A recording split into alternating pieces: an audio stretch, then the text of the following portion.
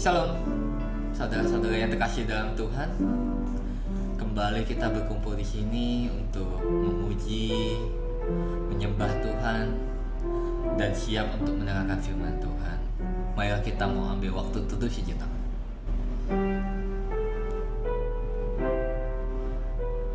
Rasakan kehadiran Tuhan saat ini, dimanapun kita berada. Letakkan segala beban yang ada di atas pundak kita. Tuhan akan bantu kita menanggung segala sesuatu. Biar saat ini kita berkonsentrasi penuh untuk memasuki hadirat Tuhan.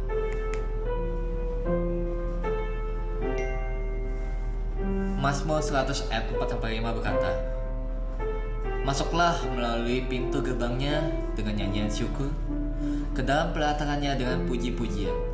Bersyukurlah kepadanya dan pujilah namanya. Sebab Tuhan itu baik, kasih setianya untuk selama-lamanya, dan kesetiaannya tetap turun-temurun." Ibadah hari ini diadakan atas nama Allah Bapa, Allah Putra, dan Allah Roh Kudus. Amin. Marilah pada saat ini kita mau menaikkan hormat bagi Allah Bapa.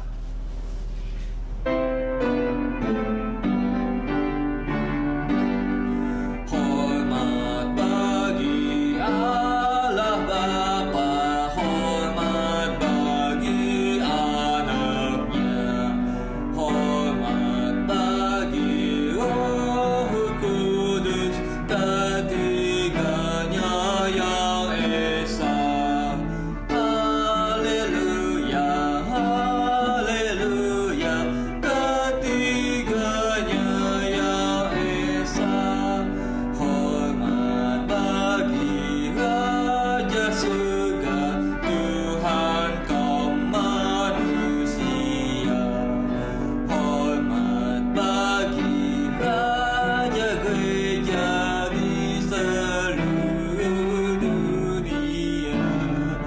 Haleluya, haleluya, di seluruh dunia.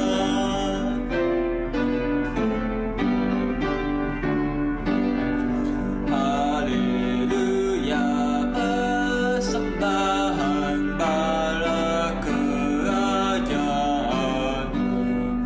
diletakkan siang malam di hadapan tahtanya. Haleluya, haleluya, di hadapan tahtanya. Mari kita bersatu dalam doa.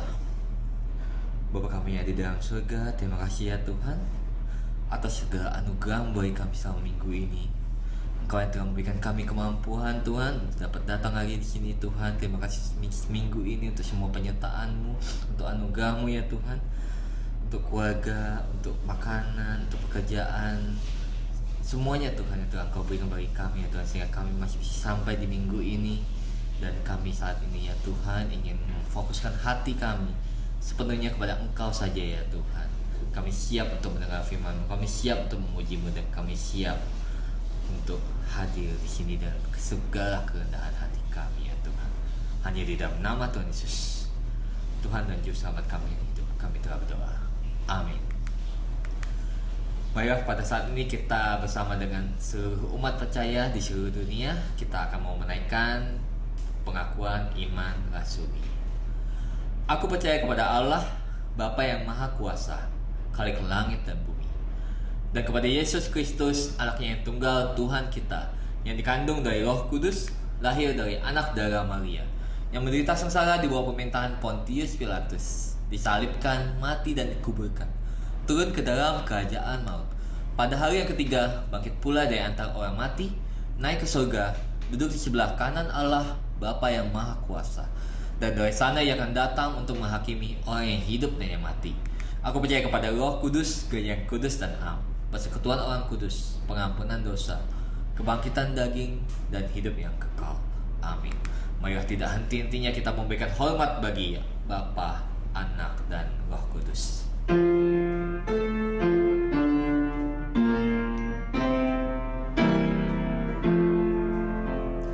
Hormat diberi bagi Bapa, Anak, dan Roh Kudus, dari mula sampai sekarang dan seterusnya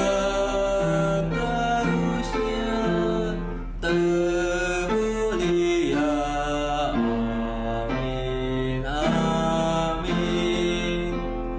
Berilah hormat padahu, berilah hormat pada Allah, berilah hormat padahu, patut pujilah terus. Puji Allah pemberi berkat, puji Allah segala bangsa, puji Allah yang tertinggi, puji Bapa, Putra, dan Roh. Berilah hormat padahu, berilah hormat padahu, mulia, mulia, mulia, mulia. Berilah hormat padanya, mulia, mulia, mulia, mulia.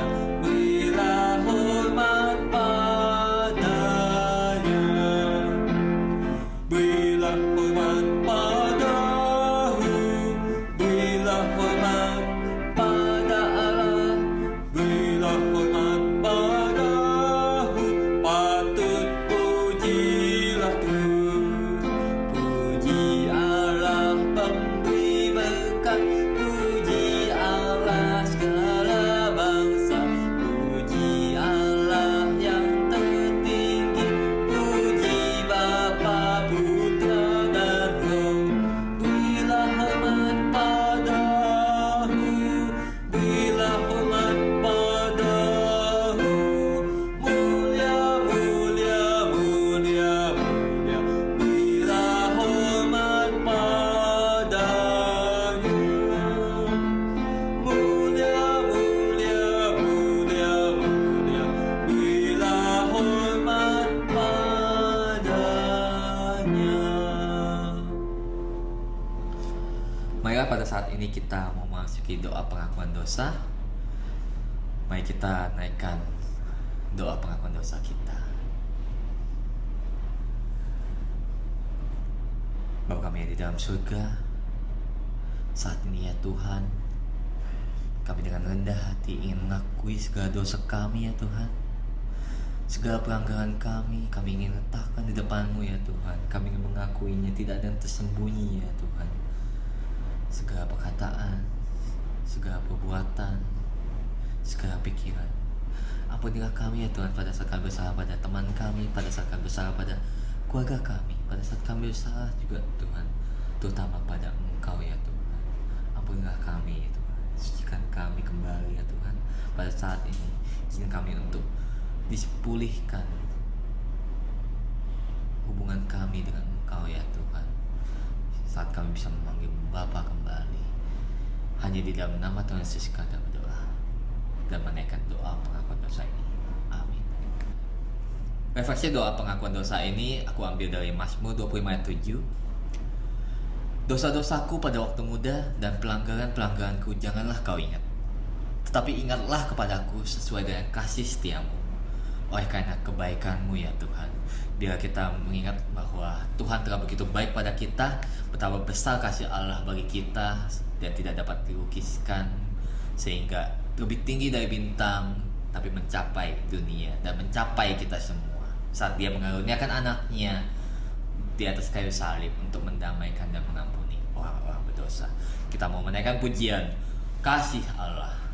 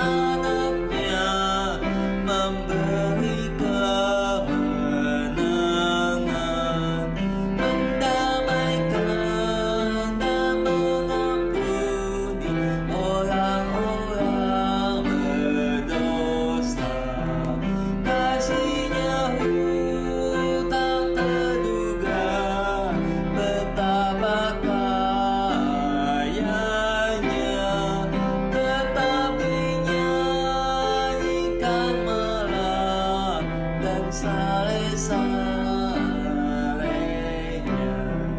Walau dengan dawat selaut, langit dijadikan kertas, tiap batang sebagai pena, dan tiap orang penulis tak mungkin akan menuliskan kasih Allah yang besar.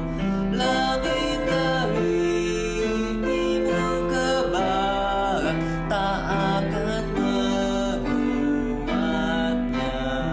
Kasihnya tak terduga, betapa kayanya, tetap dinyanyikan malam dan saleh-salehnya.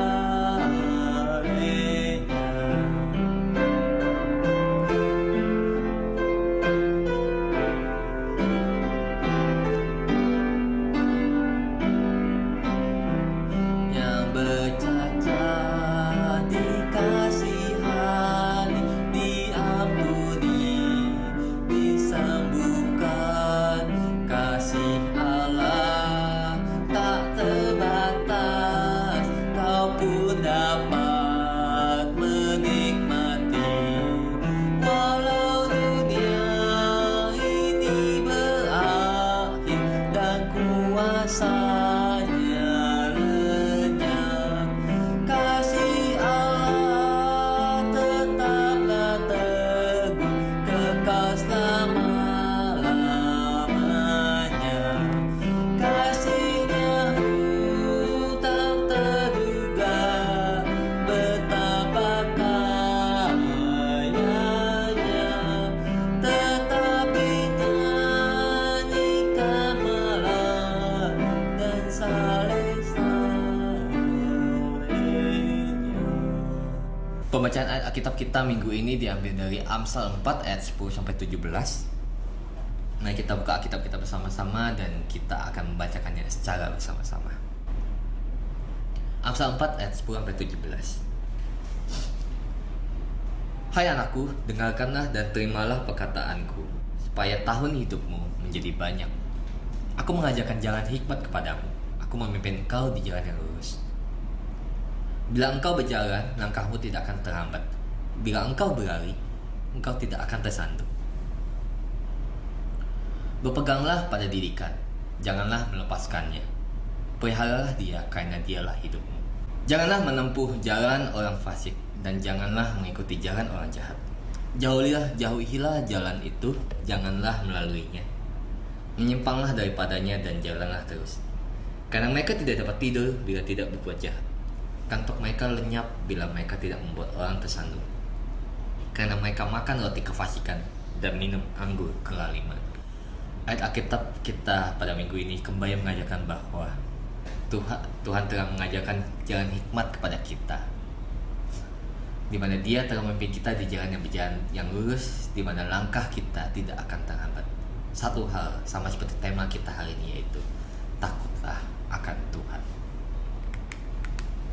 Marilah pada saat ini kita mau mempersiapkan hati kita untuk berdoa syafaat, tapi sebelumnya kita akan menaikkan pujian. Indahlah saat berdoa.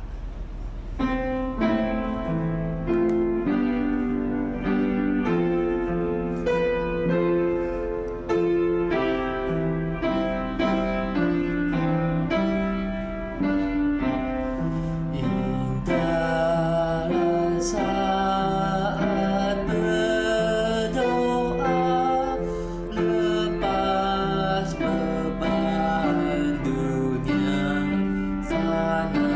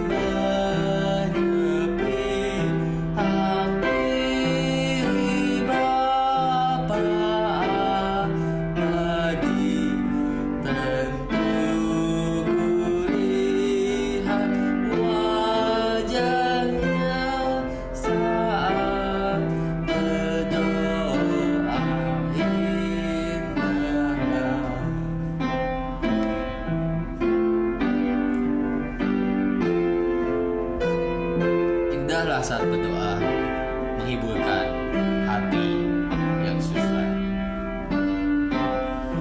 Indahlah saat berdoa, hiburkan hati yang susah. Dengan jelas nampak surga dari puncak gunung Pisgah. Lepas tubuh yang penuh lelah dan pahala, ku terimalah, ku bersorak pada Dia saat berdoa. Indahlah. Mari kita naikkan doa syafaat. Ya Tuhan, terima kasih ya Tuhan, Kau memberikan kami waktu kembali untuk berdoa kepadamu, untuk berhubungan dengan Engkau dengan lebih intim lagi Tuhan. Mari doa kami, mari doa syafaat kami pada minggu ini. Pertama Tuhan, kami bersyukur untuk perbaikan kondisi pandemi ini ya Tuhan, di mana laju penambahan kasus positif semakin rendah, tapi kami ingin tetap berdoa Tuhan, kiranya pemerintah dan masyarakat tetap fokus dalam melakukan tindakan-tindakan yang diperlukan untuk mencegah perluasan pandemi ini lagi ya Tuhan. Engkau juga mempercepat perluasan cakupan vaksinasi COVID-19. Engkau juga yang mengizinkan vaksin-vaksin bisa datang tepat pada waktunya dan dapat diberikan dengan tepat kepada orang yang tepat dan dengan dosis yang lengkap dan merata di semua daerah ya Tuhan. Dan kiranya Engkau yang memberikan kami disiplin ya Tuhan untuk mau menaati protokol kesehatan, sehingga kami bisa segera melalui masa-masa pandemi ini dengan baik. Dan yang kedua Tuhan, kami ingin mendoakan untuk pertumbuhan jemaat. Kiranya semua jemaat mempunyai hati yang tetap setia di dalam saat ini ya Tuhan, di mana kami tidak bisa bertemu secara langsung, di mana ibadah harus dilakukan secara online. Kami masih bisa untuk tetap saling mendukung, saling mendoakan, dan tetap setia untuk mengikuti kebaktian dan mengikuti segala acara dan segala program yang dijalankan oleh gereja ya Tuhan. Dan kiranya Engkau memberikan kerinduan bagi kami semua Tuhan, untuk terus bertumbuh dan terlibat untuk dalam pelayanan ini ya Tuhan. Dan yang ketiga Tuhan, pokok doa terakhir kami ingin berdoa Tuhan untuk kuasa dan hikmat Tuhan, untuk menguatkan dan menopang kehidupan keluarga semua jemaat ya Tuhan. Engkau yang tahu di saat-saat seperti ini, di mana banyak kesusahan, di mana banyak kami kesulitan, mungkin ada kesulitan ya Tuhan untuk mendapatkan pekerjaan, di mana kami kesulitan ya Tuhan untuk masalah keuangan, di mana kami kesulitan untuk hubungan kami dengan sesama kami, dengan keluarga kami ya Tuhan di saat pandemi ini. Kiranya Engkau yang mau membantu kami ya Tuhan melalui semua itu, dan biarlah kami bisa membangun semuanya dengan Kristus sebagai dasar. Engkau menambahkan iman pada kami, dan Engkau berikan kami hati yang terus melimpah dengan rasa syukur, supaya kami terus diingatkan bahwa syukur itu bukan karena keadaan, tapi biarlah itu menjadi hak dan kewajiban bagi kami untuk terus bersyukur pada Engkau ya Tuhan. Terima kasih ya Tuhan untuk waktu yang berdoa yang telah Engkau berikan pada kami ya Tuhan. Hanya di dalam nama Tuhan Yesus kami telah menaikkan doa syafaat kami. Amin. Sebentar lagi kita akan mendengarkan firman Tuhan yang akan dibawakan oleh Evangelis Joni. Tema kita hari ini ialah takut akan Tuhan. Bila kita diingatkan, diajarkan kembali oleh firman Tuhan ini untuk selalu mempunyai hati yang takut akan Tuhan. Kita mau nyanyikan pujian Penuhilah Piaramu hari ini.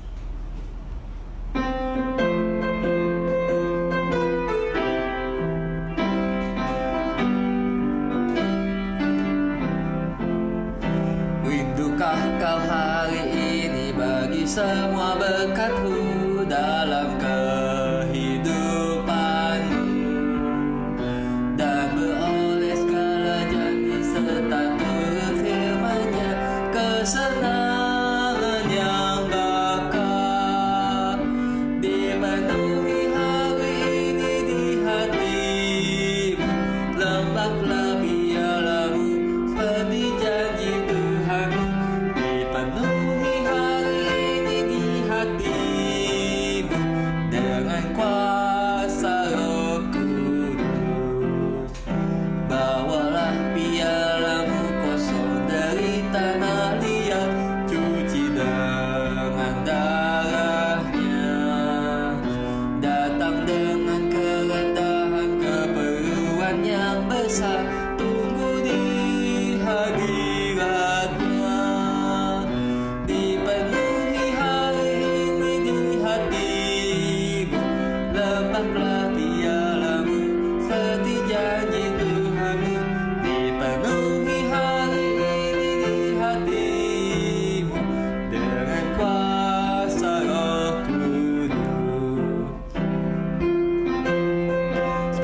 waktunya mengalir dan alirannya terus, demikianlah nikmat Tuhan janjinya pasti ditepati.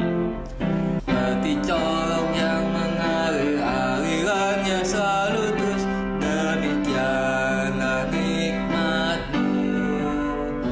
Janjinya telah ditepati, memenuhi hatimu dengan kuasa Roh Kudus. Dipenuhi hari ini di hatimu, nampaklah pialamu seperti janji Tuhanmu. Dipenuhi hari ini di hatimu dengan kuasa Roh Kudus. Waktu dan tempat saya akan serahkan kepada Evangelis Joni. Selamat pagi saudara-saudara yang terkasih dalam Tuhan. Senang sekali pada pagi hari ini kita kembali bertemu bersama-sama untuk menikmati ibadah pada pagi hari ini. Saya berharap saudara-saudara selalu dalam keadaan baik dan selalu dalam damai sejahtera Tuhan.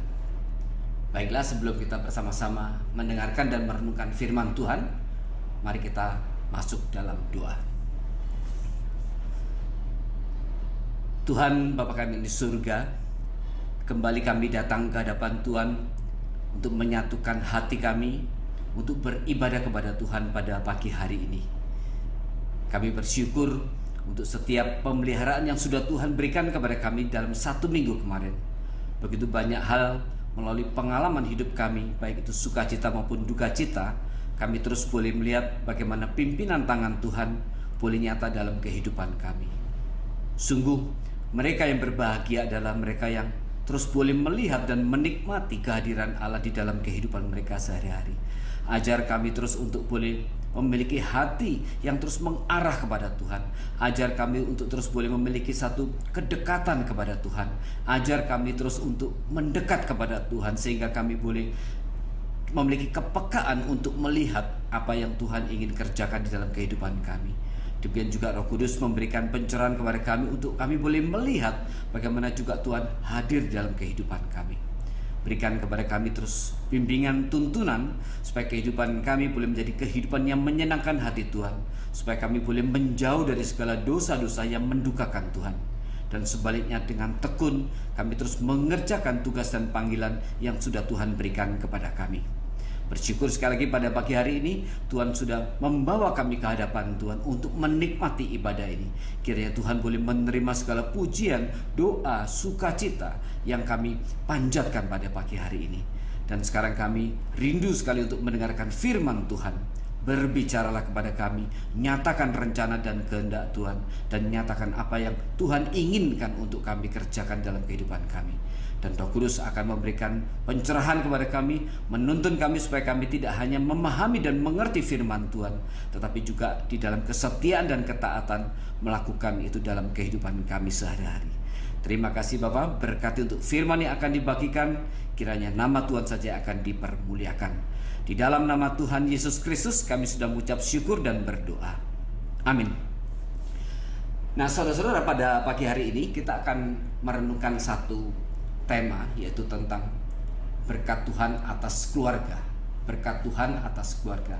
Kita akan merenungkan 2 bagian daripada kitab Mazmur yang berbicara tentang berkat di dalam keluarga.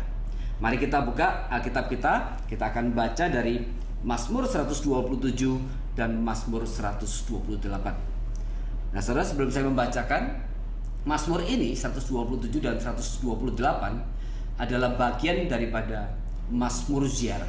Jadi dari Mazmur 120 sampai dengan Mazmur 135 itu adalah Mazmur Ziarah. Apa yang dimaksud dengan Mazmur Ziarah? Nah, sebagian orang mengkaitkan ini dengan waktu peristiwa Tuhan menambah umur daripada Hizkia 15 tahun. Seakan-akan kemudian setiap itu mundur 10 derajat itu seakan-akan membawa kembali orang Israel pada satu pengertian bagaimana berkat Tuhan terus dialirkan kepada Israel, dan itu dinyatakan melalui Hizkia, di mana Hizkia kemudian usianya ditambah 15 tahun oleh Tuhan. Satu berkat yang Tuhan berikan. Maka setiap 10 derajat pergerakan itu seakan-akan menambah Israel untuk melihat bagaimana berkat Allah terus tercurah kepada mereka. Nah, tapi kemudian juga Mazmur Ziarah ini juga dipahami, dimengerti sebagai satu Mazmur, yaitu yang dinyanyikan pada waktu orang-orang Israel menuju ke Yerusalem. Ini disebut sebagai Mazmur Ascending, Mazmur yang seakan menaiki tangga satu demi persatu. Yaitu ketika orang Israel bersama-sama mereka pergi ke Yerusalem, ke Bait Allah, dan kemudian sepanjang perjalanan di Yerusalem itu kemudian mereka menaiki tangga satu persatu di kota Yerusalem sampai mereka tiba di Bait Allah. Maka di sepanjang tangga itu kemudian orang Israel menyanyikan segala pujian yang diangkat untuk sebagai ucapan syukur kepada Tuhan. Dan mazmur-mazmur inilah kemudian yang dinyanyikan oleh orang Israel pada waktu mereka berziarah ke Bait Allah di Yerusalem. Dan termasuk di Mazmur 127 dan Mazmur 128, yaitu dua pasal yang berbicara khusus tentang berkat Tuhan atas keluarga. Nah, itu sedikit latar belakang daripada Mazmur 127 dan 128. Saya akan bacakan buat saudara-saudara sekalian. Saya akan bahas satu persatu. 127 dulu, baru kemudian nanti masuk di 128. Berkat Tuhan pangkal selamat. Mazmur 127. Nyanyian Ziarah Salomo. Jikalau bukan Tuhan yang membangun rumah, sia-sialah usaha orang yang membangunnya. Jikalau bukan Tuhan yang mengawal kota, sia-sialah pengawal berjaga-jaga. Sia-sialah kamu bangun pagi-pagi dan duduk-duduk sampai jauh malam, dan makan roti yang diperoleh dengan susah payah. Sebab Ia memberikannya kepada yang dicintainya pada waktu tidur. Sesungguhnya anak-anak lelaki adalah milik pusaka daripada Tuhan, dan buah kandungan adalah suatu upah. Seperti anak-anak panah di tangan pahlawan, demikianlah anak-anak pada masa muda. Berbahagialah orang yang telah membuat penuh tabung panahnya dengan semuanya itu. Ia tidak akan mendapat malu apabila ia berbicara dengan musuh-musuh di pintu gerbang. Nah, saudara-saudara, ini bicara di perikop ini diberi judul Berkat Tuhan Pangkal Selamat. Kalau kita perhatikan tadi, pemazmur yaitu Daud memberikan satu keyakinan, satu prinsip kepada kita, ya, bagaimana Daud mengatakan bahwa berkat atas rumah dan juga berkat atas kota itu semuanya adalah berawal dari Tuhan. Itu adalah satu berkat yang Tuhan berikan. Nah, saudara, Daud menuliskan ini ditujukan kepada Salomo, anaknya, di mana Salomo dikenal sebagai orang yang paling berhikmat, orang yang paling bijaksana. Dan kemudian Daud mengingatkan kepada Salomo, jangan sampai ketika kemudian karena Salomo merasa bahwa dirinya orang yang paling berhikmat, paling berbijaksana, kemudian Salomo melupakan Tuhan.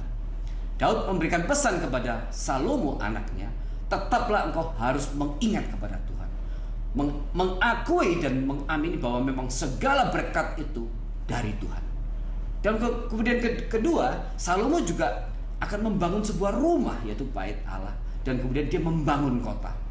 Dan kemudian Daud juga mengingatkan, oleh karena itu di bagian ayat pertama ya dikatakan, jikalau bukan Tuhan yang membangun rumah, sia-sialah usaha orang yang membangunnya. Jikalau bukan Tuhan yang mengawal kota, sia-sialah pengawal berjaga-jaga. Nah, di sini Daud memberikan satu pesan kepada Salomo. Ingat waktu engkau nanti membangun rumah yaitu Bait Allah, dan kemudian dia membangun kota Yerusalem dan bangsanya, jangan pernah lupa bahwa semuanya itu adalah berawal dari Tuhan. Bahwa semuanya itu harus kita kembalikan kepada Tuhan. Kita melihat dan kembali kepada Tuhan, memohon berkat dan pimpinan daripada Tuhan. Supaya pada waktu kita membangun Bait Allah, membangun rumah, dan kemudian membangun kota itu, ya, Salomo tetap bersandar dan selalu memandang kepada Tuhan. Dan tidak memandang kepada kemampuan dan kebijaksanaan dan hikmat di dalam dirinya sendiri. Meskipun saat itu Salomo dikenal sebagai orang yang paling berhikmat.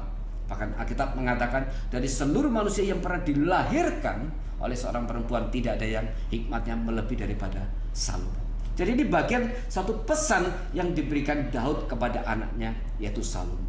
Dan kemudian Daud memulai pesannya itu dengan satu statement yang betul-betul mengarahkan, mengingatkan Salomo untuk terus memandang kepada Tuhan.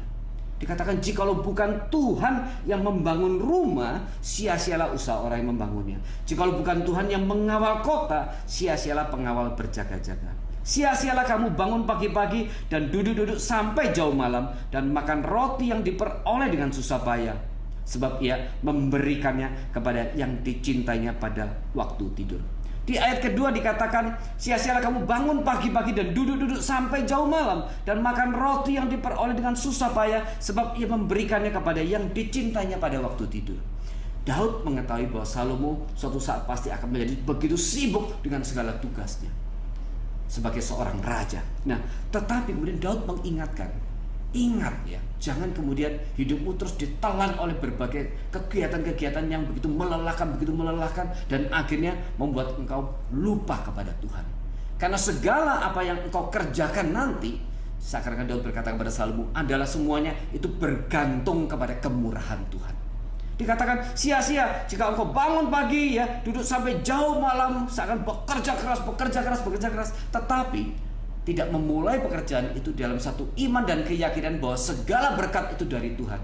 Seakan-akan kemudian Daud sangat khawatir bahwa Salomo akhirnya hanya mengandalkan kekuatannya sendiri dan berpikir bahwa segala berkat, segala keberhasilan itu hanya mungkin yaitu dari dirinya sendiri. Oleh karena itu Daud berpesan kepada Salomo, sia-sia jika engkau terus bekerja keras di tengah-tengah segala tugasmu yang akan begitu banyak ya, jika engkau berpikir bahwa kemampuanmu, hikmat pula yang akan membuatmu berhasil. Daud berkata itu sia-sia. Oleh karena itu Daud berpesan kepada Salomo, di dalam segala hal, segala apa yang akan engkau kerjakan, ingatlah bahwa semuanya itu adalah harus dimulai dengan satu iman percaya bahwa semua berkat itu dari Tuhan. Dan karena semua berkat itu dari Tuhan, maka Salomo harus senantiasa memohon pimpinan kepada Tuhan. Salomo harus senantiasa datang kepada Tuhan, memohon hikmat bijaksana, memohon satu bagaimana nasihat untuk juga menegur dia pada waktu dia salah. Dalam arti Daud berpesan kepada Salomo, selalulah mengarah kepada Tuhan, selalulah bergantung kepada Tuhan sebagai sumber berkat.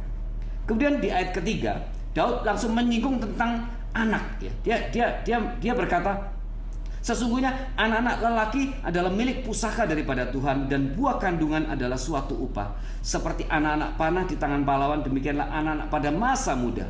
Berbahagialah orang yang telah membuat penuh tabung panahnya dengan semuanya itu.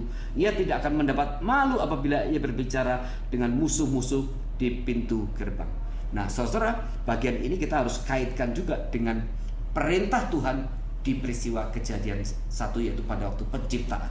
Ketika Tuhan kemudian menciptakan Adam dan Hawa, dan kemudian Tuhan berkata, berkembang biaklah, penuhilah bumi, taklukkan itu dan kuasailah. Nah, perintah ini ya sampai dalam perjanjian baru sampai hari ini, perintah itu tidak pernah direvisi. Dalam arti perintah itu tetap ada dan tetap berlaku. Dan belum pernah ada bagian dimanapun yang meralat perintah itu. Nah, di dalam konteks waktu Daud menuliskan ini, Mazmur ini, di zaman itu terjadi begitu banyak perang. Nah, sehingga waktu terjadi perang ya sangat bergantung pada kekuatan daripada pasukan yang ada. Maka jumlah pasukan itu sangat menentukan, menjadi kekuatan daripada pasukan perang mereka. Maka semakin banyak ya sebuah keluarga yang memiliki semakin banyak anak ya, khususnya dari anak laki-laki. Dia menyinggung di ayat ketiga, sesungguhnya anak-anak lelaki adalah milik pusaka daripada Tuhan. Ini dikaitkan dengan konteks hari itu. Kalau satu keluarga memiliki begitu banyak anak laki-laki, maka kemudian bisa dipastikan bahwa bangsa itu akan memiliki banyak pasukan juga. Karena kalau dalam tradisi Israel, laki-laki yang di atas umur 20 tahun dia akan dia bertugas menjadi seorang tentara ya, laskar, untuk maju di dalam medan perang. Dan kalau banyak keluarga, seluruh keluarga misalnya di dalam konteks Israel, mereka memiliki begitu banyak anak, dan kemudian di dalam anak-anak yang banyak itu kemudian banyak anak laki-laki, maka bisa dipastikan bahwa kekuatan pasukan itu juga akan semakin besar.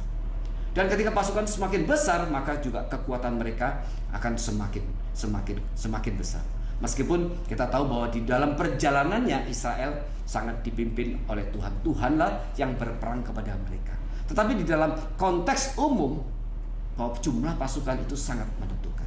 Sehingga kemudian dikatakan, berbahagialah orang yang telah membuat penuh tabung panahnya dengan semuanya itu.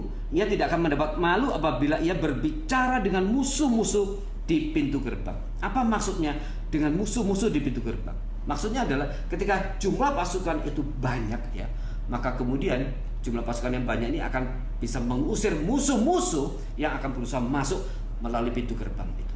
Karena di dalam zaman itu pintu gerbang itu menjadi tempat pusat daripada kegiatan daripada sebuah kota. Di situ terjadi pengadilan, penghakiman, dan transaksi dagang dan sebagainya. Dan pintu gerbang itu juga menjadi satu pintu yang paling penting yang harus dipertahankan daripada serangan musuh.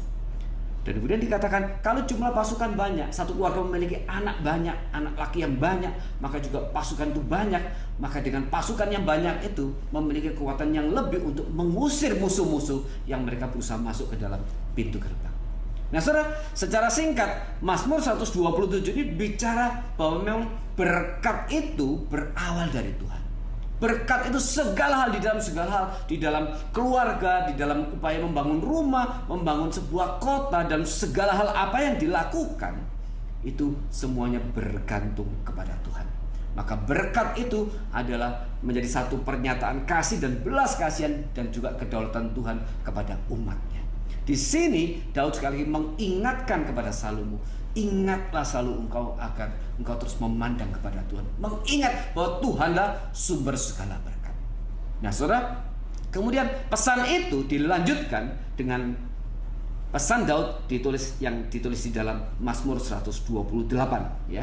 Nah saudara, mari kita mengingat bahwa semua tulisan dalam kitab-kitab di dalam Alkitab ini tidak ada pasal, tidak ada ayat. Semuanya menyambung menjadi satu.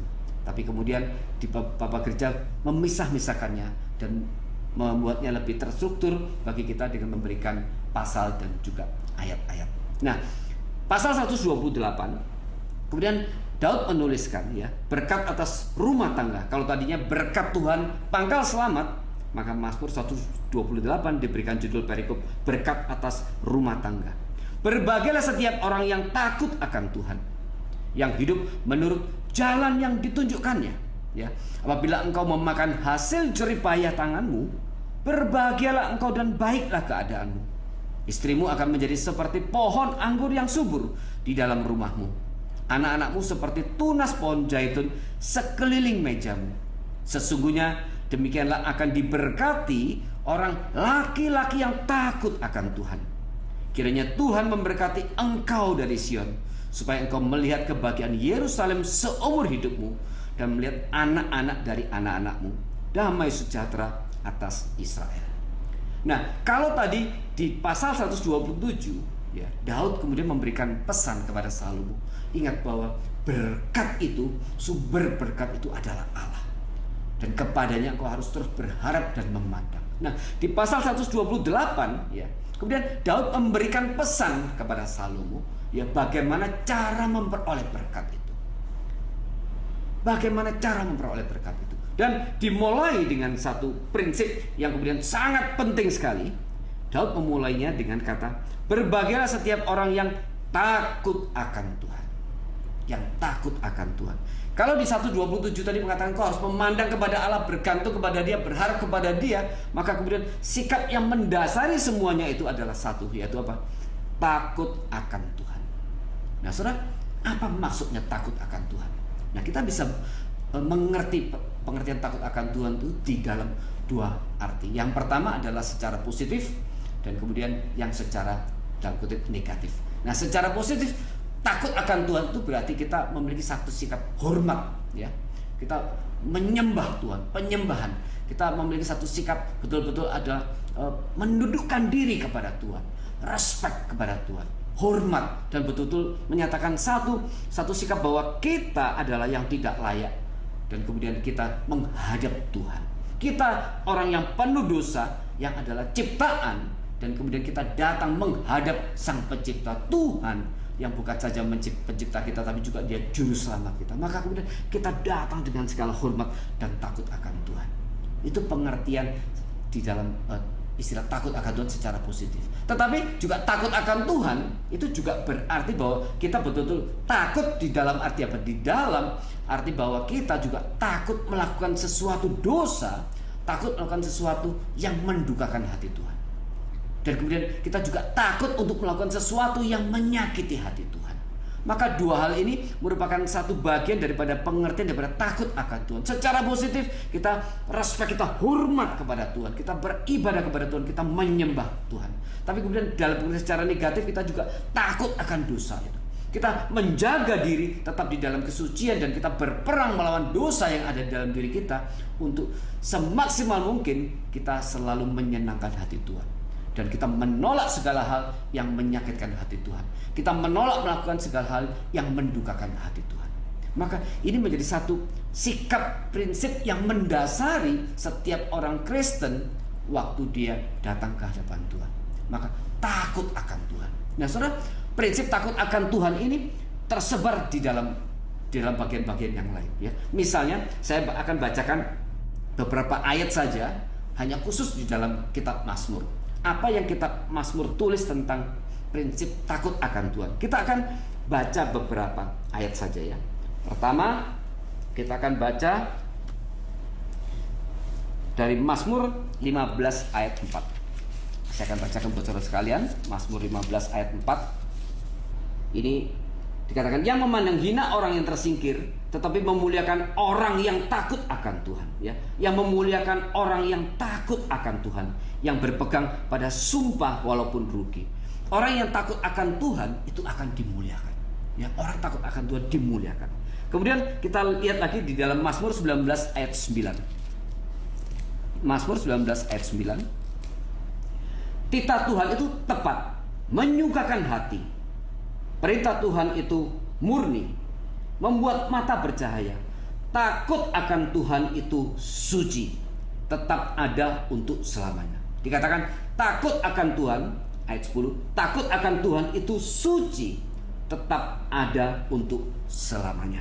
Kemudian kita lihat Mazmur ya, Mazmur 25 ayat 12 ya, Mazmur 25 ayat 12. Siapakah orang yang takut akan Tuhan? Kepadanya Tuhan menunjukkan jalan yang harus dipilihnya. Ya, sekali lagi, siapakah orang yang takut akan Tuhan? Kepadanya Tuhan menunjukkan jalan yang harus dipilihnya. Ya. Kemudian kita lihat lagi 25 ayat 14 ya. Tuhan bergaul karib dengan orang yang takut akan Dia, dan perjanjiannya diberitahukannya kepada mereka. Wah, indah sekali saudara-saudara di bagian ini ya, dikatakan ya, siapa yang takut akan Tuhan, Tuhan akan menunjukkan jalan yang harus dipilihnya. Ayat 14, Tuhan bergaul karib dengan orang yang takut akan Dia, dan perjanjiannya diberitahukan kepada mereka. Kemudian kita lompat lagi ke Mazmur 33. Mazmur 33. Kita akan baca ayat 18 ya. Sesungguhnya mata Tuhan tertuju kepada mereka yang takut akan Dia. Ya. Tertuju kepada mereka yang takut akan Dia, kepada mereka yang berharap akan kasih setianya. Ya. Dan kemudian saudara, masih begitu banyak ayat yang kita bisa baca. Tadi khusus dalam Mazmur saja begitu banyak ayat. Kita melihat bahwa prinsip takut akan Tuhan itu menjadi satu prinsip utama yang harus selalu mewarnai kehidupan setiap orang Kristen. Jika saudara berharap ingin bahwa saudara memiliki satu kehidupan yang begitu diberkati oleh Tuhan, saudara memiliki satu kehidupan yang begitu karib dengan Tuhan, yang dekat dengan Tuhan, saudara berharap bahwa Tuhan akan memberitahukan jalan yang harus saudara pilih. Tadi kitab Mazmur katakan, takutlah akan Tuhan. Maka kemudian kita harus senantiasa memelihara sikap ini, yaitu takut akan Tuhan. Maka di dalam prinsip kita mengasihi Tuhan, ya, kita meletakkan takut akan Tuhan itu di bawah satu sifat, yaitu sikap kita mengasihi Tuhan. Karena inilah menjadi satu perintah yang utama dan pertama di dalam Ulangan 6 dikatakan, ya, mengasihi Tuhan dan kemudian mengasihi sesama. Tapi waktu kita mengasihi Tuhan, kita menempatkan takut akan Tuhan itu bagian daripada itu, sesuatu yang dialaskan di dalam kita mengasihi Tuhan.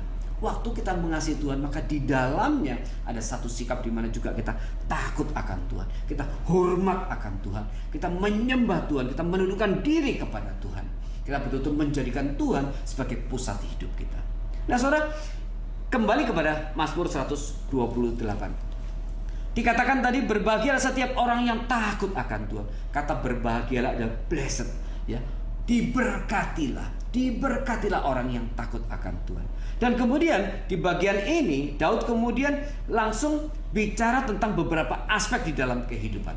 bahwa takut akan Tuhan itu menjadi hal yang penting, yaitu pada waktu seseorang akan menjalani beberapa hal di dalam kehidupan dia yang berkaitan dengan apa? Berkaitan dengan pekerjaan, ya, berkaitan dengan rumah tangga, dan juga berkaitan nanti dengan anak-anak keturunan dan juga dengan bangsa. Nah, mari kita lihat satu persatu. Ayat 1, 128 ayat 1. Berbahagialah setiap orang yang takut akan Tuhan, yang hidup menurut jalan yang ditunjukkannya. Maka sikap hormat dan takut akan Tuhan itu akan membawa kita pada satu komitmen untuk terus ingin melaksanakan, menjalani kehidupan kita sesuai dengan rencana dan kehendak Tuhan, menjalani kehidupan sesuai dengan perintah Tuhan, sesuai dengan firman Tuhan. Kita tidak hanya mendengar dan kemudian merenungkan firman Tuhan itu, tetapi juga kita melakukan dalam kehidupan kita sehari-hari. Kita menjadikan firman itu sebagai terang di dalam jalan kita. Kita menjadikan firman Tuhan sebagai penuntun jalan kita. Maka di dalam mengambil setiap keputusan apapun yang kita hadapi dalam kehidupan kita, kita selalu mengandalkan dan menjadikan firman Tuhan itu sebagai patokan, sebagai satu dasar, sebagai satu prinsip yang kita pegang. Kemudian di ayat kedua dikatakan, apabila engkau memakan hasil jerih payah tanganmu, berbahagialah engkau dan baiklah keadaanmu. Di sini bicara soal pekerjaan. Orang yang takut akan Tuhan dan orang yang senantiasa taat kepada perintah-perintah Tuhan, maka pada waktu dia memakan hasil jerih payahnya, pekerjaannya, dia akan menikmatinya dengan di dalam keadaan berbahagia. Nah, saudara, hari ini banyak orang yang bekerja, ya, bekerja mati-matian dari pagi sampai malam, ya, dan kemudian dia berpikir bahwa kerajinannya itu yang akan menentukan kemudian hasil yang akan dia peroleh. Dan kemudian saking tingginya mimpi orang terhadap hasil, yaitu yang namanya uang, maka kemudian banyak orang kemudian betul-betul bekerja tanpa menghiraukan waktu. Dia berpikir bahwa semakin banyak dia bekerja, semakin banyak jam yang dia bekerja, maka hasilnya akan semakin besar.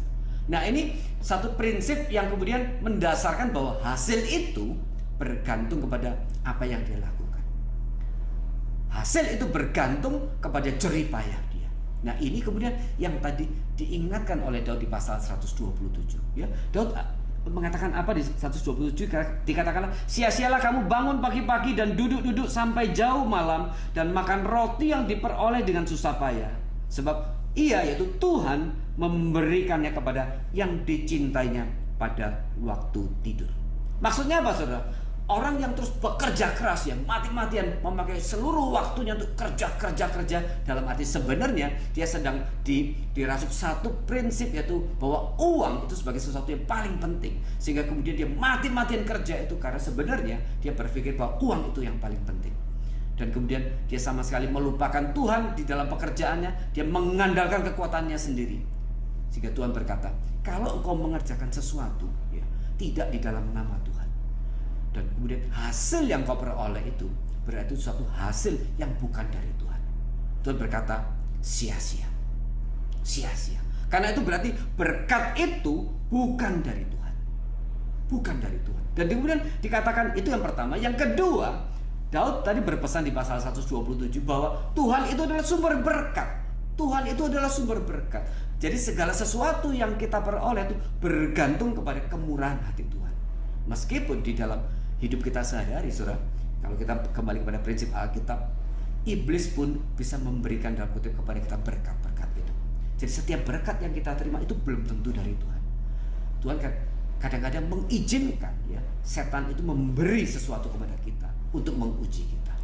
Nah, berarti berkat itu bisa dari Tuhan, bisa juga dari setan. Nah, berkat yang dari setan itu sudah pasti akan menjatuhkan karena dia tahu kelemahan kita. Tapi berkat dari Tuhan itu akan membuat kita bahagia.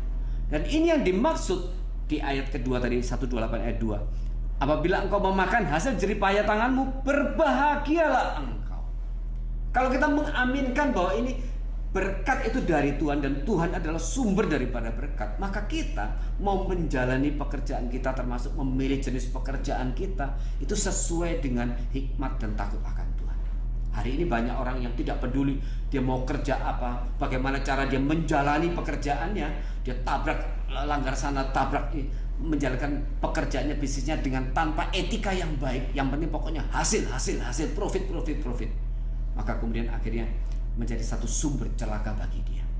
Ya, dikatakan Tuhan adalah sumber berkat. Dikatakan tadi di 1:27 ayat 2, Tuhan ia memberikannya pada waktu yang dicintainya pada waktu tidur. Wah, ini ironis ya. Dikatakan di bagian sebelumnya, sia-sia engkau bangun pagi ya, duduk sampai jauh malam ya, makan roti yang diperoleh dengan susah payah. Tapi kemudian waktu kita sudah bekerja keras, nggak ada hasil. Tapi kenapa? Karena Tuhan yang sumber berkat itu justru memberikan kepada orang-orang yang dikasihinya pada waktu dia tidur. Ini menyatakan memang sumber berkat itu adalah kedaulatan Tuhan. Bagian ini kemudian juga bisa dimengerti begini. Pada waktu berkat Tuhan itu dilimpahkan kepada seseorang, ya, maka kemudian seseorang yang dicintai Tuhan itu, dia akan bisa menikmati tidurnya, istirahatnya itu di dalam satu sukacita, di dalam satu kebahagiaan. Hari ini banyak orang yang bekerja mati-matian dan kemudian jam tidurnya sudah sedikit ya, dan kemudian dia tidak bisa menikmati istirahat waktu tidurnya itu dengan baik. Karena jarang sekali orang yang mungkin yang bangun pagi-pagi ya, dia akhirnya mau bekerja sampai larut malam. Atau yang sudah bekerja sampai larut malam, akhirnya dia pasti tidak bisa bangun pagi. Karena pada akhirnya, saudara, fisik ini manusia juga ada keterbatasan. Nah, di sini Daud mengingatkan kepada Salomo bahwa masalah bekerja itu bukan hanya cuma bagaimana kita bekerja, tetapi jangan lupa ya, jika pekerjaan itu kita lakukan melanggar prinsip-prinsip daripada kebenaran Tuhan, melanggar prinsip firman Tuhan, maka kita tidak akan bisa menikmati hasilnya. Nah, bagaimana kita supaya bisa menikmati hasil daripada pekerjaan kita? Maka di sini Daud mengingatkan kepada kita, ya, kepada Salomo dan kepada kita, bahwa semua pekerjaan harus didasarkan kepada sikap takut akan Tuhan. Maka bagaimana sikap takut akan Tuhan itu mewarnai waktu kita juga memilih jenis pekerjaan kita. Ya, tentu saja pekerjaan-pekerjaan yang melanggar hukum, pekerjaan-pekerjaan yang merugikan orang lain jangan lakukan. Demikian juga pada waktu kita bekerja menjalani dunia pekerjaan kita, perhatikan prinsip-prinsip daripada etika yang benar daripada apa yang seperti Alkitab ajarkan. Kita tidak menjadi satu pengusaha yang tipu sana, tipu sini, tipu sana, dan kemudian obral janji, ya. Yang penting pokoknya bisa mempengaruhi orang memakai produk kita, tidak peduli bahwa itu akhirnya di balik semua usaha itu orang menilai karakter kita, orang menilai kepribadian kita, dan kemudian bagaimana kita mengintegrasikan iman dan firman di dalam kehidupan kita sehari-hari, termasuk di dalam dunia pekerjaan. Maka di sini Daud mengingatkan kepada Salomo, waktu kita juga bisa menjalani dunia pekerjaan itu sesuai dengan prinsip-prinsip takut akan Tuhan. Yakinlah Tuhan akan memberikan berkat kepada kita melalui apa? Kita bisa menikmati hasil pekerjaan itu di dalam keadaan yang satu sukacita dan adalah bahagia yang sejati yang dari Tuhan. Tentu saja orang yang melanggar prinsip daripada pekerjaan yang baik, dia tidak bisa hidup tenang. Orang yang melakukan pekerjaan tapi dengan ada pelanggaran-pelanggaran hukum yang dia lakukan, dia sama sekali tidak mungkin bisa tidur tenang. Ya, apalagi para pengusaha-pengusaha yang kemudian membesarkan usahanya dengan korupsi sana, korupsi sini, kerjasama dengan pejabat ini, dan kemudian KKN dan sebagainya. Saya percaya mereka tidak akan pernah bisa tidur tenang. Ya, ini prinsip Alkitab. Takut akan Tuhan itu mendasari bagaimana kita juga bekerja, bagaimana kita memilih dunia pekerjaan kita, dan kemudian kita diberikan satu sukacita bisa menikmati hasil pekerjaan itu di dalam bahagia Tuhan. Kemudian dikatakan di ayat ketiga dan keempat ini satu kesatuan. Istrimu akan menjadi seperti pohon anggur yang subur di dalam rumahmu. Anak-anakmu seperti tunas pohon zaitun sekeliling mejamu. Nah, saudara, ini langsung berkaitan dari dunia pekerjaan. Kemudian Daud berbicara tentang keluarga. Ya, dikatakan istrimu akan menjadi seperti pohon anggur yang subur. Apa maksudnya, saudara? Pohon anggur di dalam konteks di Israel hari itu adalah satu minuman yang memberikan satu sukacita, satu bahagia. Maka kehadiran daripada istri yang kemudian memberikan satu kebaikan, satu hikmat, satu sukacita kepada para suami, yaitu istri-istri yang bisa menghadirkan dirinya di dalam keluarganya kepada suaminya seperti yang Tuhan maksudkan. Nah, kemudian dikatakan juga tentang anak-anak, ya. Dikatakan anak-anakmu seperti tunas pohon zaitun di sekeliling mejamu.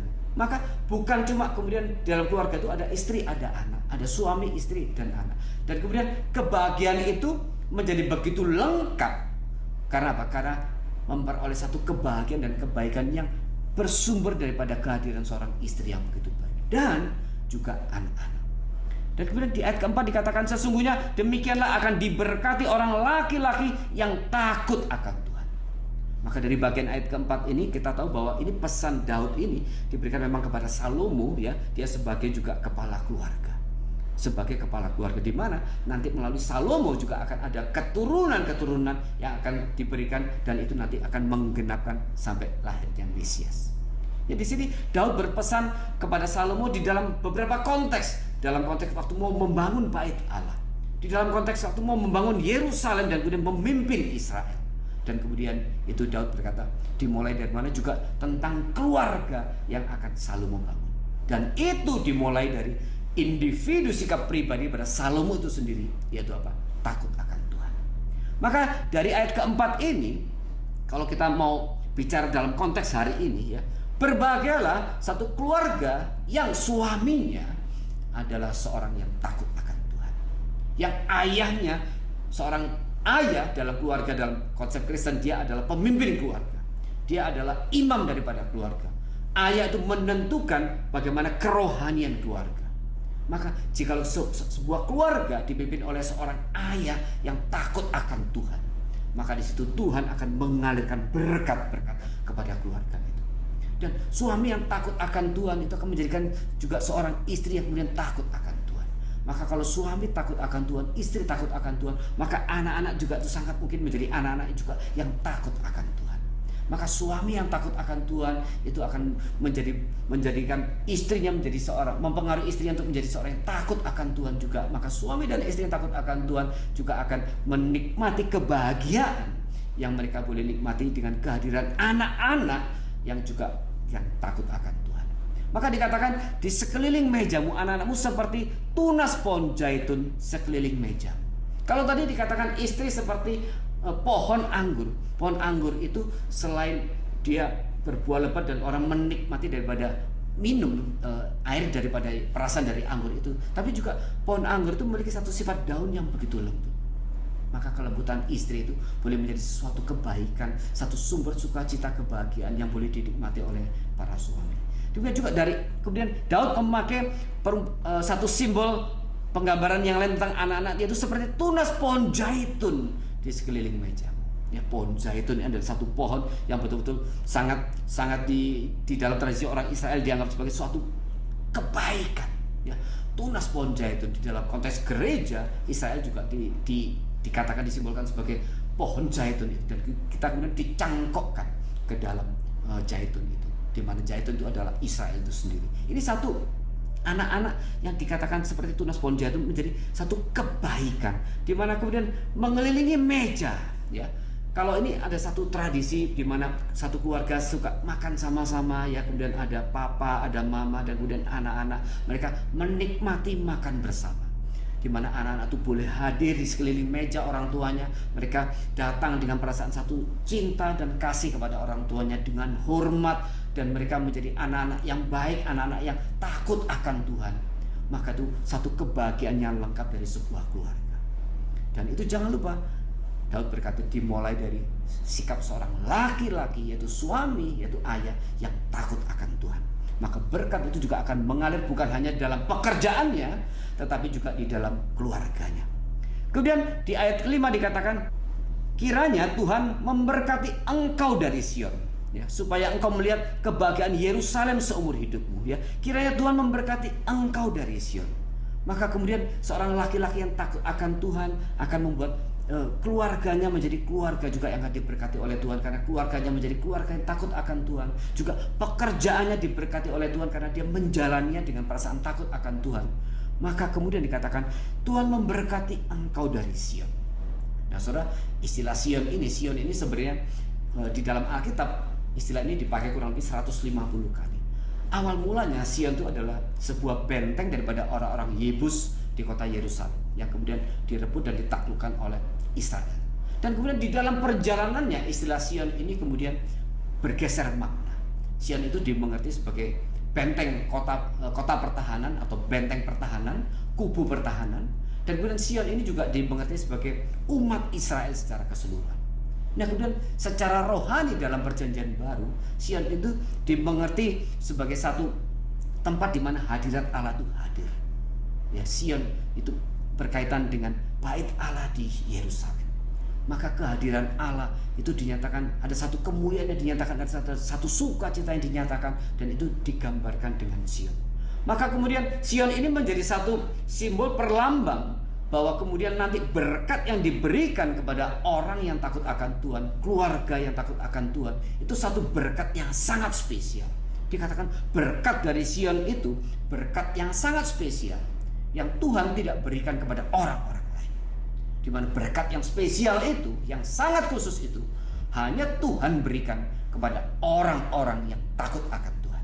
Orang-orang pilihannya yang betul-betul takut akan Tuhan. Ini bicara soal tentang berkat spesial, berkat yang sangat khusus, bukan berkat secara umum. Saudara, ini keindahan daripada kehidupan daripada orang yang takut akan Tuhan. Dan kemudian dikatakan supaya engkau melihat kebahagiaan Yerusalem seumur hidupmu, ya, seumur hidupmu, dan melihat anak-anak dari anak-anakmu. Ini bicara soal juga umur panjang. Ya. Dikatakan kebahagiaan Yerusalem. Kebahagiaan apa, saudara? Yerusalem itu tempat bait Allah berada. Dan bait Allah itu adalah simbol daripada pernyataan kehadiran Allah. Maka kemudian dikatakan engkau menikmati kebahagiaan Yerusalem seumur hidupmu. Maksudnya menikmati kebahagiaan karena Allah hadir di dalam kehidupan kita. Allah hadir dalam kehidupanmu. Allah hadir di dalam keluargamu. Allah hadir dalam dunia pekerjaan. Dan kemudian engkau bisa melihat itu, engkau bisa menikmati, dan engkau bisa merasakannya. Dan itu kebahagiaan yang dikatakan seumur hidup. Ya, kemudian ini bicara soal juga umur panjang. Dan engkau melihat anak-anak dari anak-anak, yaitu cucu-cucu. Ini bicara soal umur panjang. Nah, kemudian bagian 128 itu ditutup dengan istilah damai sejahtera atas Israel. Apa maksudnya, saudara? Di sini Daud berkata, waktu engkau Salomo takut akan Tuhan, ya, itu akan mempengaruhi bagaimana nanti engkau menjalankan tugas dan jabatanmu dan pekerjaan, dan juga mempengaruhi keluarga, juga mempengaruhi apa? Keturunan. Nah, saudara, di sini kemudian Daud bicara soal bangsa Israel, di mana kehadiran sebuah keluarga yang takut akan Tuhan itu juga akan menjadi berkat bagi bangsanya. Berkat yang lebih besar. Maka di sini kita lihat, saudara, ini ada satu berkat yang terus membesar. Dari mana? Dimulai dari sebuah pribadi yang takut akan Tuhan, yaitu laki-laki yang takut akan Tuhan, seorang ayah yang takut akan Tuhan, seorang papa yang takut akan Tuhan. Dia kemudian akan menjadi berkat, itu takut akan Tuhan itu akan menjadi berkat, membawa dia pada berkat yang lebih besar lagi, yaitu di dalam apa? Di dalam pekerjaannya. Kemudian lebih besar lagi di dalam apa? Di dalam keluarganya. Dan kemudian lebih besar lagi kepada keturunan-keturunannya. Bukan hanya bicara keluarganya saat itu, bukan hanya bicara soal anak saat itu, tetapi juga kepada cucu-cucu dan keturunan seterusnya. Dan kemudian pada akhirnya menjadi berkat yang lebih besar lagi bagi sebuah bangsa. Nah, kita masih mengingat bahwa keluarga itu adalah fundamental bagi sebuah bangsa atau sebuah masyarakat. Negara akan hancur kalau sendi-sendi dalam keluarga itu akan hancur. Demikian juga gereja. Kalau sendi-sendi daripada keluarga di dalam jemaat Allah itu hancur, gereja pasti akan hancur.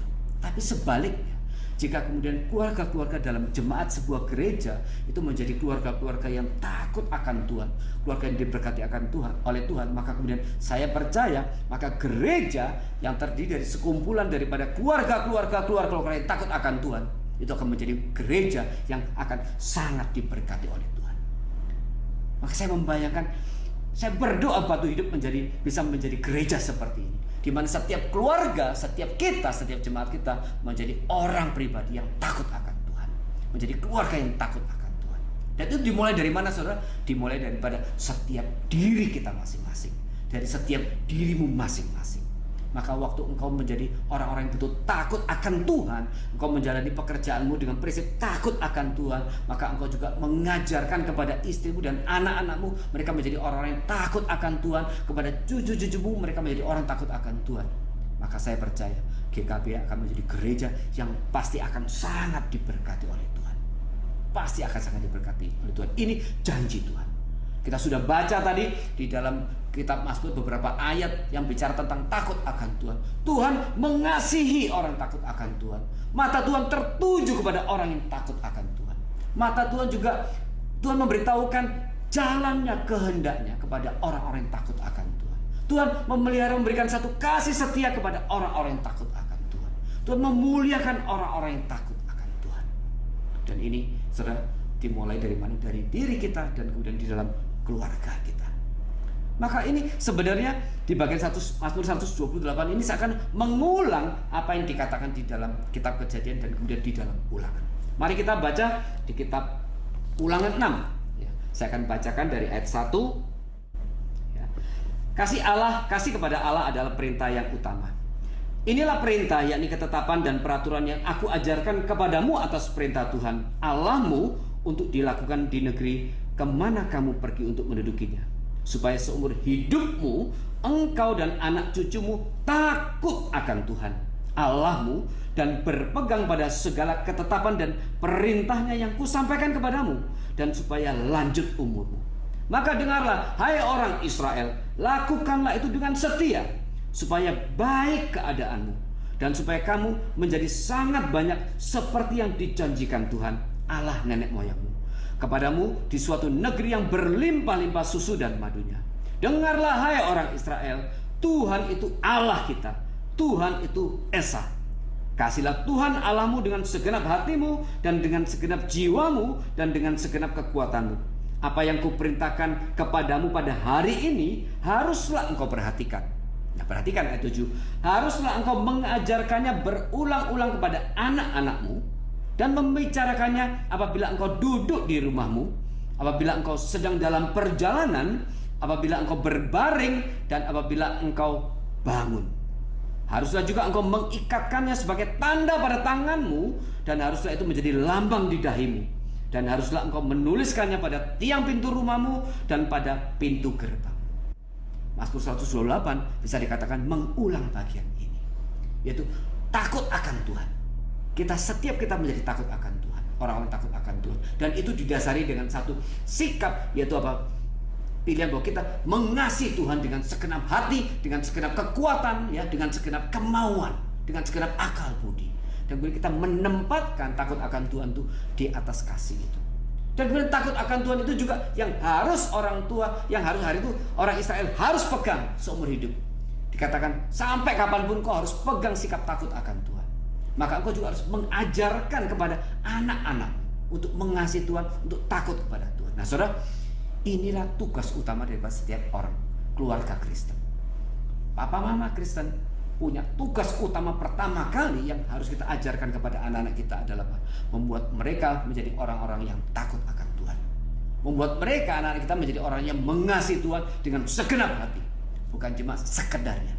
Ya, mengasihi Tuhan dengan segenap kekuatan, dengan segenap akal budi.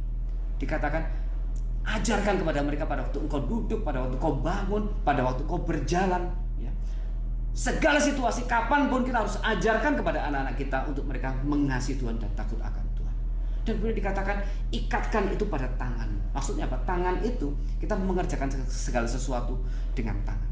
Ikatkan di tangan itu berarti waktu kita mengerjakan segala sesuatu itu harus didasarkan pada prinsip mengasihi Tuhan dan takut akan Tuhan. Sehingga kita tidak mengerjakan hal-hal yang mendukakan hati Tuhan. Kita hanya mau mengerjakan hal-hal yang menyenangkan hati Tuhan. Kemudian dikatakan menjadi lambang di dahimu. Maka kemudian kita menjadi orang yang berkarakter takut akan Tuhan, mengasihi Tuhan. Dan karena lambang itu di dahi sesuatu yang bisa dilihat oleh orang, maka orang-orang sekitar kita langsung bisa melihat ini orang sangat mengasihi Tuhan. Ini orang begitu takut akan Tuhan. Dan kemudian dikatakan tuliskan itu di pintu rumahmu, ya. Itu berarti kita waktu suami, istri dan anak menjadi keluarga yang takut akan Tuhan, itu akan menjadi kesaksian yang indah bagi tetangga-tetangga kita. Karena di tiang pintu rumah itu yang bisa dilihat oleh para tetangga kita. Mereka akan melihat ini keluarga yang takut akan Tuhan. Dan keberadaan keluarga yang takut akan Tuhan itu juga akan menjadi berkat saksi bukan hanya untuk tetangga sekitar, tapi dikatakan untuk satu kota. Dikatakan tuliskan itu pada gerbang. Karena pintu gerbang itu menjadi satu tempat di mana orang memasukin kota. Ya, jadi kota hari itu dibangun dengan benteng yang begitu tinggi dan pintu gerbang hanya satu. Maka yang dimaksud bahwa tuliskan itu pada pintu gerbang berarti orang satu kota itu akan menerima berkat dari keberadaan sebuah keluarga yang takut akan Tuhan. Dan orang satu kota itu bisa melihat, bisa mengenal keluarga ini keluarga yang takut akan Tuhan. Nah saudara, ini diulang lagi di Mazmur 128. Ya, termasuk apa yang dikatakan di dalam Kejadian 1 sampai dengan 2. Tuhan menetapkan 3 struktur dalam kehidupan masyarakat sebelum jatuh dalam dosa, sebelum Adam jatuh dalam dosa, yaitu Sabat, kemudian pekerjaan dan keluarga. Sabat, setelah penciptaan 6 hari, Tuhan kemudian beristirahat di hari ke-7. Itu adalah Sabat. Kemudian yang kedua, pekerjaan. Tuhan menempatkan manusia itu di dalam Taman Eden untuk memelihara dan mengusahakan taman itu. Adam harus bekerja untuk memelihara taman itu. Dan kemudian Adam bekerja memberi nama binatang itu. Yang kedua, pekerjaan. Yang ketiga adalah pernikahan atau keluarga. Allah memberikan Hawa kepada seorang Adam. Maka kemudian melalui Sabat, melalui pekerjaan, melalui keluarga, manusia menjalankan perintah Allah. Melalui ketiganya ini membawa misi Allah. Maka misi dan visi Allah dinyatakan melalui ketiga struktur ini. Maka saudara, pada waktu kita berkeluarga, kita menikah, jangan lupa kita membawa visi Allah. Keluarga itu adalah untuk melakukan visi Allah. Demikian juga pekerjaan itu untuk melakukan visi Allah. Waktu kita menikmati Sabat, ibadah itu juga untuk melakukan visi Allah. Melalui ketiga ini, Allah ingin manusia melaksanakan perintahnya. Apa perintahnya? Tadi dikatakan, berkembang biaklah, beranak cuculah, penuhi bumi, taklukkanlah itu dan kuasai itu. Maka tiga ini, Sabat, pekerjaan dan keluarga, merupakan sarana yang Tuhan siapkan kepada Adam dan Hawa supaya mereka bisa melakukan perintah Allah itu. Maka saudara, mari kita menjalankan prinsip ini. Takut akan Tuhan menjadi satu prinsip waktu kita datang beribadah kepada Tuhan. Takut akan Tuhan menjadi satu prinsip yang kita jalankan di dalam dunia pekerjaan kita. Takut akan Tuhan menjadi satu prinsip yang kita jalankan juga di dalam keluarga kita. Dan ketiganya kita menjalaninya untuk melakukan apa? Melakukan visi Allah melalui Sabat, pekerjaan dan keluarga. Itu melaksanakan perintah Tuhan, melaksanakan panggilan yang Tuhan berikan kepada kita. Dan itu dimulai sekali lagi dari mana? Dari setiap diri kita masing-masing. Mari kita terus belajar menjadi orang yang takut akan Tuhan. Dan dikatakan yang melakukan segala perintah dan ketetapannya. Dan kita menjalani kehidupan kita sesuai dengan prinsip-prinsip firman Tuhan. Saudara, inilah prinsip takut akan Tuhan. Mari kita terus berjanji di hadapan Tuhan. Aku sekarang mau menjadi orang yang lebih lagi untuk takut kepada Tuhan, hormat kepada Tuhan, selalu memandang kepada Tuhan, mengarah kepada Tuhan, supaya janji-janji itu juga nanti digenapkan melalui kehidupan kita. Pekerjaan kita menjadi pekerjaan yang diberkati oleh Tuhan. Setiap berkat yang kita terima itu betul-betul berasal dan bersumber dari Tuhan. Maka kemudian kita juga diberkati dengan apa? Kita bisa menikmati hasil daripada jerih payah kita. Ada satu sukacita, ada satu bahagia yang Tuhan berikan kepada kita waktu kita menikmati hasil jerih payah kita. Juga satu kebahagiaan sejati yang kita peroleh daripada istri dan anak-anak kita. Karena mereka menjadi orang-orang yang juga takut akan Tuhan. Mereka memberikan satu kebaikan, sukacita juga kepada para suami dan kepada para ayahnya. Maka kemudian kesaksian keluarga yang baik itu akan menjadi kesaksian yang indah bagi para tetangga, bagi kota itu, dan terlebih bagi tubuh Kristus yaitu gereja. Saya berdoa kiranya sekali lagi setiap keluarga di dalam GKBH, setiap jemaat GKBH menjadi jemaat orang-orang pribadi-pribadi yang takut akan Tuhan. Maka saya percaya waktu ini sudah kita bisa terjadi. Gereja Kristen Batu Hidup pasti akan menjadi gereja yang sangat diberkati oleh Tuhan. Karena gereja ini kemudian dijalankan, ya kita menjalankan seluruh tugas dan panggilan kita, pelayanan, persekutuan sebagai satu keluarga di dalam tubuh Kristus, di dalam satu perasaan yaitu takut akan Tuhan, mengasihi Tuhan dengan segenap hati, dengan segenap kekuatan, dengan segenap akal budi. Dan kita menempatkannya itu sebagai dasar daripada setiap tindakan kita yang kita lakukan di dalam tubuh Kristus ini. Mari saudara, kita terus berjanji, berkomitmen kepada Tuhan untuk lebih mengasihi Tuhan, menjadi orang-orang yang lebih takut akan Tuhan. Kiranya Tuhan memberkati kita semua. Mari kita berdoa. Tuhan, terima kasih Bapak untuk sebagian firman yang sudah kami renungkan, mengajarkan kepada kami menjadi orang yang takut akan Tuhan. Ampuni kami jikalau selama ini kami menjadi orang-orang yang begitu meremehkan Tuhan. Kami menjadi orang-orang yang menomorduakan Tuhan. Kami menjadi orang-orang yang seakan-akan kemudian melupakan Tuhan di dalam setiap perencanaan yang kami kerjakan. Di dalam pekerjaan kami seringkali melakukan hal-hal yang mendukakan hati Tuhan. Ketika kami melakukan segala jenis usaha kami dengan melanggar prinsip-prinsip yang Alkitab katakan. Demikian juga pada waktu kami menjalani keluarga kami seringkali menjadi orang-orang yang melanggar prinsip-prinsip firman Tuhan. Kiranya renungan pada pagi hari ini sekali membawa kami kembali kepada satu pertobatan dan membawa kembali kehidupan kami menjadi satu kehidupan yang didasarkan kepada mengasihi Tuhan dan takut akan Tuhan. Dan kami boleh terapkan itu di dalam pekerjaan kami, dalam keluarga kami, dan kehidupan kami secara pribadi. Supaya kami juga boleh menjadi berkat bukan hanya bagi tetangga kota, terlebih bagi gereja di mana kami berada, yaitu Gereja Kristen Batu Hidup yang kami cintai. Kiranya Tuhan memberkati setiap jemaat tempat sini. Tuhan akan terus mempertumbuhkan mereka menjadi orang-orang pribadi yang takut akan Tuhan. Di dalam nama Tuhan Yesus Kristus kami sudah mengucap syukur dan berdoa. Amin. Saudara, ada satu hal yang ingin saya sampaikan kepada saudara-saudara berkaitan dengan kegiatan pelayanan daripada gereja kita. Ini satu hal yang saudara harus tahu. Nah, setelah dari awal pandemi kita sudah melakukan kegiatan secara rutin setiap minggu itu yaitu ada ibadah minggu kemudian ada persekutuan doa hari Rabu dan ada pemahaman Alkitab hari Kamis malam dan kemudian selain itu kita juga ada kelompok sel. Ada 3 kelompok sel, yaitu kelompok sel dari pasangan suami istri yang sudah menikah, kemudian kelompok komsel dari mereka yang single yang belum menikah tapi dewasa, dan kemudian ada juga komsel dari remaja dan pemuda. Jadi setiap minggu kegiatan ini terus kita lakukan. Komsel itu juga 1 minggu sekali. Nah, itu sesuatu yang saudara perlu tahu. Kemudian di luar itu kita hari ini sedang mendukung beberapa pelayanan misi. Ini seperti satu janji, satu tekad yang dulu pernah kita ucapkan kepada Tuhan untuk membawa GKBH menjadi gereja misi. Karena pada akhirnya saudara, setiap pelayanan apapun yang kita lakukan, ujung-ujungnya yang paling penting panggilan tugas daripada sebuah gereja adalah mewartakan Kristus, memberitakan Kristus. Maka menjadi gereja misi yang mengabarkan Injil, melakukan mandat agung daripada Tuhan itu adalah menjadi satu fokus yang harus selalu GKBH kejar. Nah, hari ini kita sedang mendukung sebuah pelayanan misi di pedalaman Sulawesi Tengah. Kita berkolaborasi dengan satu gereja di sana, yaitu GKII di Ampana. Kemudian kita juga mengajak daripada STT Setia yang cabang di Sulawesi Barat. Nah, bersama-sama kita bertiga untuk melakukan satu gerakan penginjilan di pedalaman Sulawesi Tengah.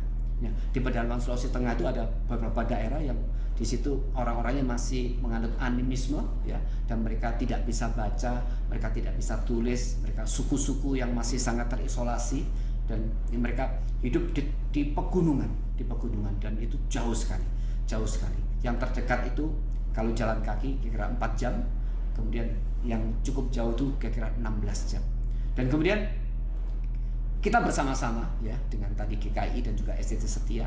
STT ini dimotori sebenarnya oleh GKI Ampana dan kemudian saya berhubungan dengan hamba Tuhannya dan kemudian kita sepakat untuk mendukung, kita menyatukan diri membawa GKBH di dalam misi ini. Jadi apa yang dilakukan? Kita melakukan penginjilan di daerah situ melalui apa? Melalui sekolah. Jadi dibangun sekolah-sekolah dan kemudian gereja. Karena mereka di sana tidak bisa baca, tidak bisa tulis. Dan kemudian sudah dikirim di sana 9 orang, 9 orang itu dibagi menjadi 2 tim, 7 orang dan 2 orang. 7 orang berada di satu suku, 2 orang berada di suku yang lain. Dan kemudian 9 orang ini di sana mengajarkan baca tulis sambil kemudian pelan-pelan Injil disampaikan. Mereka memutar film-film tentang Tuhan Yesus dan kemudian orang-orang suku itu mereka datang waktu pemutaran film dan mereka sangat menikmati. Dan kita bertekad bahwa kita akan menjangkau ribuan jiwa yang lain. Jadi ini akan menjadi satu pelayanan misi yang akan terus berkepanjangan. Dalam minggu ini STT Setia Sulawesi Barat akan mengirimkan 4 orang bergabung dengan tim yang di sana. Mereka akan tinggal di tengah-tengah suku itu. Dari 4 orang itu 4 orang hamba Tuhan dan mereka akan tinggal di sana. Dan kita mendukung segala keperluan untuk pelayanan misi ini. Kita berharap ini akan menjadi satu berkat menjadi satu hal yang akan Saya percaya ini pasti akan menyenangkan hati Tuhan. Dan kiranya waktu kita juga setia kepada panggilan dan tugas untuk misi itu, kita harus percaya tidak mungkin GKBH menjadi gereja yang tidak diberkati. Pasti GKBH akan menjadi gereja yang diberkati. Dan ini ya menjadi satu pelayanan misi yang akan jangka panjang kita akan kerjakan.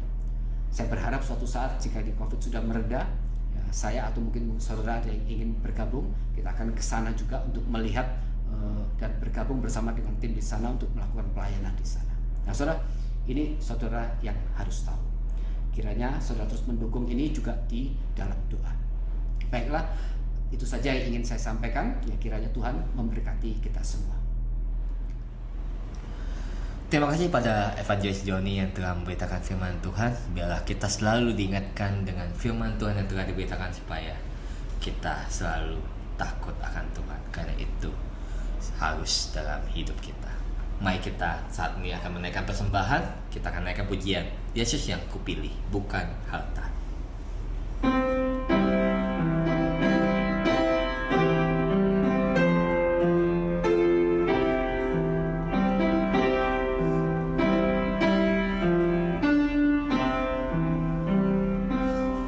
Yesus yang kupilih, bukan harta.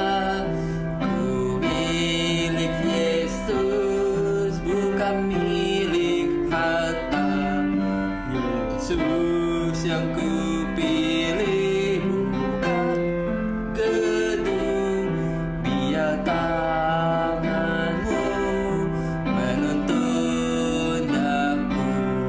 Ku tak mau jadi raja dunia di bawah kuasa dosa. Yesus yang kupilih, bukan dunia dan kemewahannya. Yesus yang kupilih, bukan mulia. Ku mau berkorban hidup buat Tuhan. Yesus yang kupilih, bukan nama. Rela setia kabarkan Injil. Ku tak mau jadi raja dunia di bawah kuasa dosa.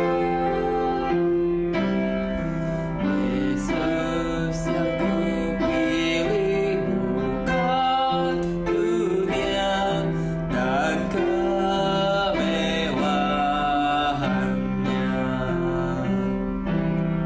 Tuhan lebih indah dari batu, terlebih manis daripada madu. Dengan haus ku datang kepadamu, Tuhan sertaku, indahlah sungguh. Ku tak mau jadi raja dunia di bawah kuasa dosa. Yesus yang kupilih, bukan dunia dan kemewahannya.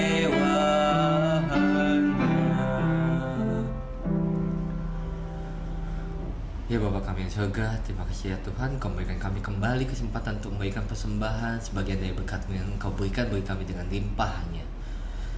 Kiranya Engkau yang berkenan untuk menerima persembahan dari kami ya Tuhan. Kau mau pakai Tuhan perluas kerajaan-Mu di gereja ini ya Tuhan. Kau berkati mereka yang akan menggunakannya. Kau berikan hati yang takut dan hati yang penuh tanggung jawab. Terima kasih ya Tuhan, hanya di dalam nama Tuhan Yesus kami telah berdoa. Amin. Sebelum kita meninggalkan kebaktian hari ini, biar kita mau mengambil komitmen untuk selalu takut akan Tuhan. Kita mau setia pada Tuhan. Kenapa? karena Tuhan telah percaya kepada kita. Ku mau suci karena ku telah dikasih oleh Tuhan. Dan ku berani menghadap seteruk. Kenapa? Karena Tuhan yang telah dan akan selalu membimbing kita. Mari kita naikkan pujian ini. Ku mau setia.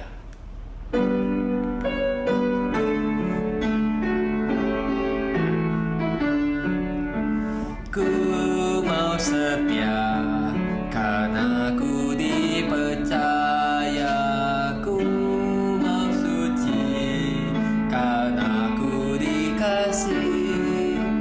Ku mau gagah menghadap segala susah.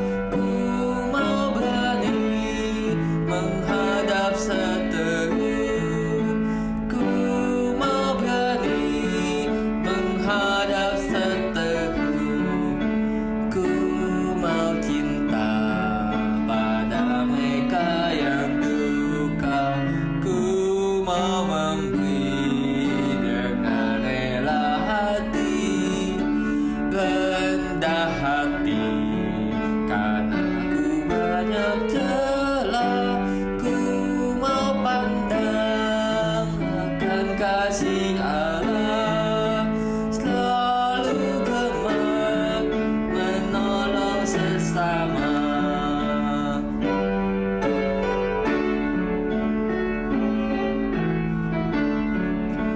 Ku mau kasih akan Allah dan manusia. Ku mau berserah ke jiwa harta, selalu syukur Yesus mati bagiku. Ku mau puji sebab rahmat telah diberi. Ku mau puji sebab rahmat telah diberi. Baiklah, saat ini kita bersiap menciakan hati kita untuk menerima doa berkat yang akan diberitakan oleh Evangelis Johnny. Baiklah, saudara-saudara yang terkasih, mari kita akhiri ibadah pada pagi hari ini. Mari kita bangkit berdiri dan siapkan hatimu untuk doa berkat. Sidang jemaat yang dikasihi Tuhan, terimalah firman Tuhan yang sudah disampaikan. Renungkan dan tanamkan itu dalam hatimu. Dan berdoalah supaya Roh Kudus menuntun setiap kita untuk melakukan apa yang sudah difirmankan tadi. Supaya kita betul-betul menjadi orang-orang yang takut akan Tuhan.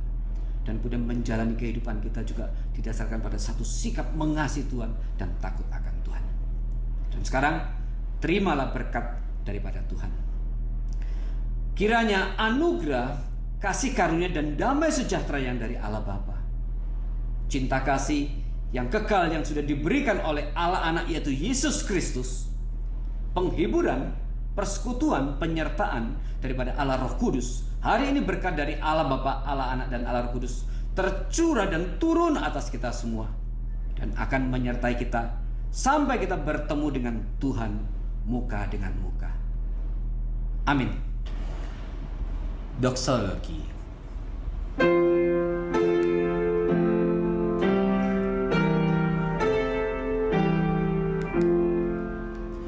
Puji Allah Bapa Putra,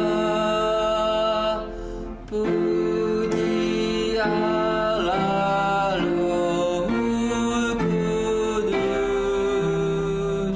ketiganya yang esa. Pohon selamat sumber berkat.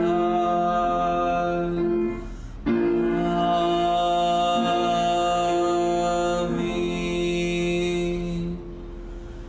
Saat teduh kebaktian selesai, dan biarlah kita berkumpul kembali di kebaktian minggu berikutnya. Amin.